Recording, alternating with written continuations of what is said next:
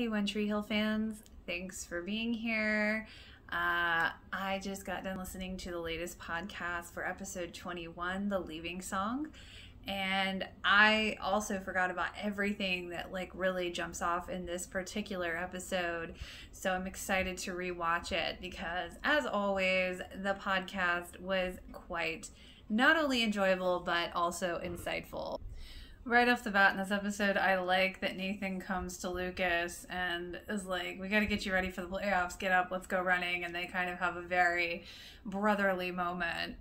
Can we just be real? That was the most undad reaction to a daughter telling her father, I just got dressed in front of my webcam.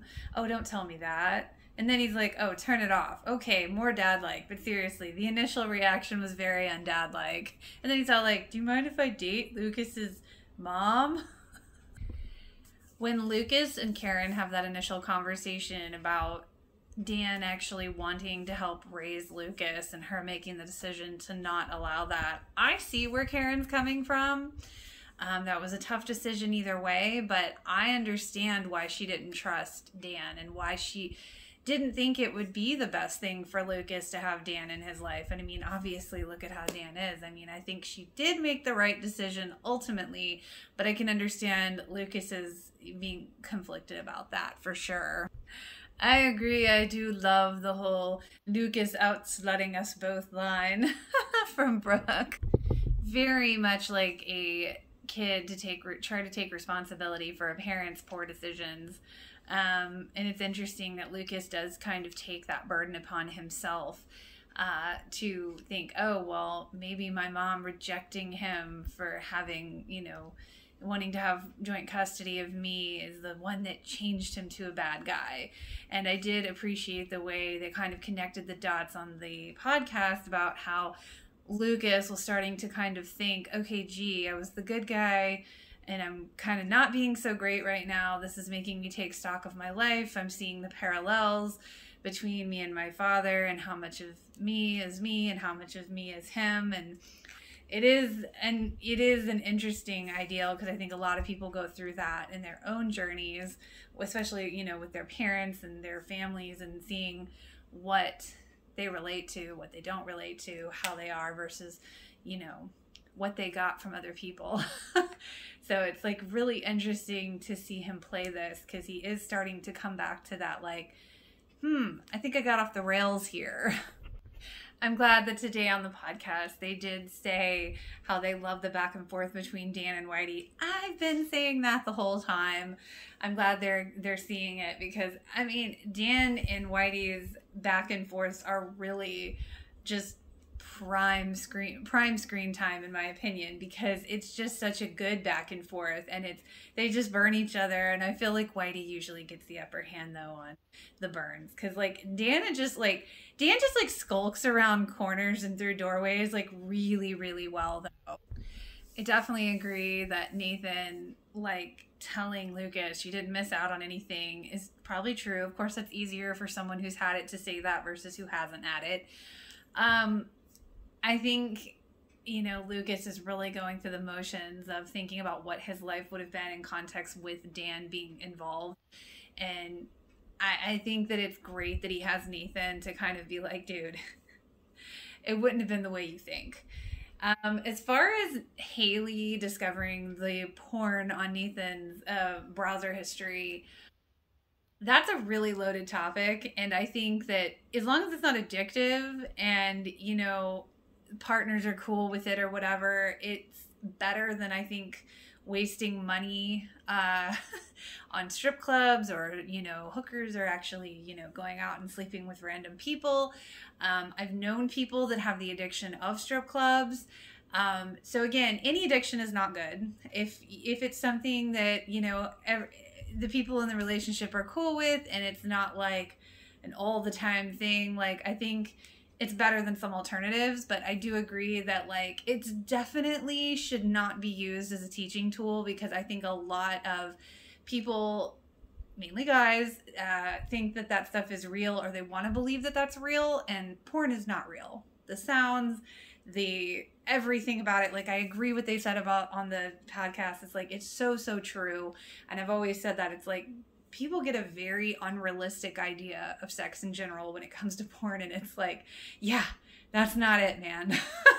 And I do agree with Brooke. We need to bring the intimacy back to porn if you're gonna look at that. I think that it's good that I think women are getting more involved, like producing it, because the men side of it, produced stuff, is not very realistic. But then it's like that whole, you know, teenagers, it's very slippery slope. Like I said, it's a loaded topic, and it's a myriad of opinions that go with that. So it's just kind of like consensual adults and, you know, loving relationships. You know, if you're cool with it, great. But if it's an addiction, get some help. You know, and maybe don't use it as a teaching tool. Actually, don't use it as a teaching tool. So the scene between Keith and Karen, when Keith talks to Karen, you know, about, you know, she lied to him, you know, and he, you know, thought his brother was a liar about wanting joint custody of Lucas. And, you know, her saying, well, I thought I was going to lose you. And he's like, I thought you knew me better than that. Like, I totally get where Keith is coming from. But in that moment, I'm kind of like, it's kind of doing the guilt thing. And I don't really like that. But in this scene, I think ultimately this scene shows one thing, that Karen is human after all, that she had a very human reaction, a very scared human thing. And she did lie about this. But at the same time, I can kind of see where she's coming from in that. Like, I see both sides of it. Once again, Dan bullies his way into something that nobody really wanted him in. He's going to be coaching the first season playoff game. And I did like Whitey's question. I thought you had to invite vampires in. But Dan, he just doesn't know how to take a hint. Okay, so I totally get them not liking the fat joke in this, but at the same time, it's like Brooke was saying it so that Peyton would tell her she's not fat, which is true.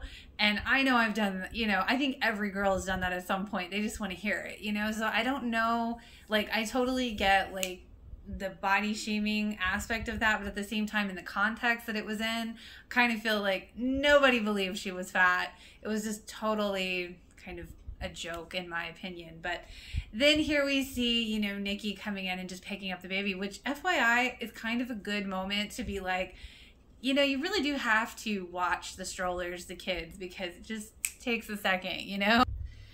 I do believe that Haley handled the porn situation very well, and she stated her case, and she makes a lot of really good points. I don't love how Nathan reacted to it, but in the same hand, I'm like, I know, knowing how he used to be, it could have been a lot worse. Not saying that's an excuse, but it's just like, it's such a volatile situation with anything pertaining to that, it feels like. So in terms of them being teenagers, and his progression of growth and her being the way she is, I think it was handled very well. And knowing from the podcast that, you know, Joy had to, you know, improvise, and she added things into that scene to, you know, kind of fight for certain things. I really appreciate that, because I think, you know, in other, you know, situations like this, especially back then on shows, you wouldn't see such a well thought out kind of conversation. Even as short as it was still very well thought out, and it was explained pretty well, because usually the girl just freaks out and gets mad. So I did appreciate that. I know that Jake, the actor, was leaving to go do something with George Clooney, so they had to give him an exit on the show. So as exits go, I'd say this was a pretty dramatic exit, because now he's like mad at Peyton, you know, and like he's rightly so a little bit to be mad at her, but I think more than what should be directed at her is going towards her in the way of anger.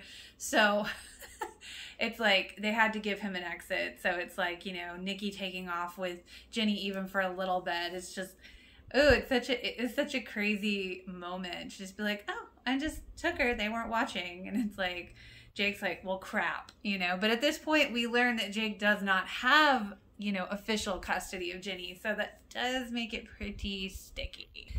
The whole altercation with Karen and Dan in the cafe. Oh my God. I mean, Karen's right. I mean, the whole reason that he's mad is because she beat him. And that is why he can't let it go. I mean, she's absolutely right. I mean, it's not great that she lied, but I mean, compared to all the shit that he's done, I mean, really, he doesn't really have a leg to stand on. He's just like, I just want you to be held accountable. Boy, what have you honestly been being held accountable for? You may be blamed for shit, but you're not taking responsibility for anything, I feel like. Because he doesn't admit it. He's narcissistic that way. I mean, but seriously, when Dev gives back the watch and he's like, how do you know I didn't leave that as payment? It's like, oh my God. I mean, his liners are great and cringeworthy. They're greatness in the cringeworthy. I mean, it's just crazy. Again, I always forget that Haley and Peyton were kind of friends in this season because it blows my mind. I've really just kind of glossed over that myself.